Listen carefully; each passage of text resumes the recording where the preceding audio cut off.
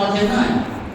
এখন নবীর অবর্তমানে আমরা কি করব, কি করব সে বিষয়টাও আল্লাহ তার কালামও বলে দিয়েছেন, নবী তার বাণীও বলে দিয়েছেন।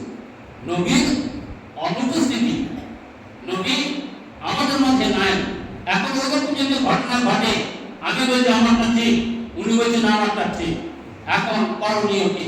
দ্বিতীয় পন্থা হলো আল্লাহ বলেছেন ফাসআলু আহলা যিকরি ইন কুনতুম লা তা'লামুন।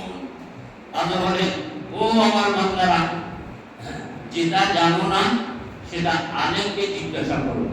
আলেম যেটা উত্তর দেবে সেটাই ঠিক হবে, সেটাই সঠিক হবে, সেটা মানা তোমার উপরে ফরজ।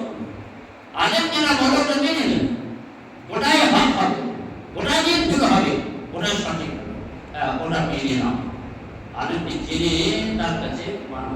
তুমি নিজে তর্ক করে, আপসে দ্বন্দ্ব করে, ঝগড়াঝাটি করে সময় নষ্ট করো না, বিভেদ সৃষ্টি করো না। তোমার দায়িত্ব হলো আলেমকে জিজ্ঞাসা করা এবং তার কাছ থেকে বিষয়টা জেনে সেই উপরে আমল করা। সম্মানিত ভাইরা, এখানেও আপনাদের কাছে আমি আবেদন করব, বলুন সবাই, আমরা কোনো বিষয়ে তর্ক হলে আমরা সেই তর্কের উপরে টিকে আমরা বলবো না আল্লাহর কথা মানব? যেন বলুন, আল্লাহর কথা কি বললাম, ফাসআলু আহলা যিকরি ইন কুনতুম লা তা'লামুন। উলামাকে জিজ্ঞাসা করে বিষয়টা জেনে নাও, আমল করো।